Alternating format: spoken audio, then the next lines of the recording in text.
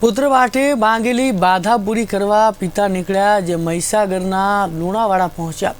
માણસ જ્યારે બધી જગ્યાએથી હારી જાય ત્યારે એક આશા હંમેશા રાખતો હોય છે કે હવે તો ભગવાન જ બચાવી લે તો સારું। અને શ્રદ્ધા માણસને કેટલી શક્તિ આપી શકે છે અને તેની તાકાત શ્રદ્ધા ઉપર રહેલો વિશ્વાસ હોય છે।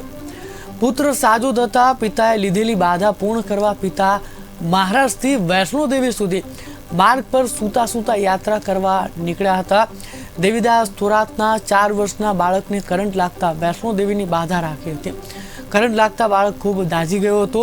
તેનું ઓપરેશન સારી રીતે પૂરું થઈ જાય તે માટે પિતાએ રાખી હતી આવી બાધા। આપ જોઈ શકો છો આ પિતાને સ્ક્રીન પર।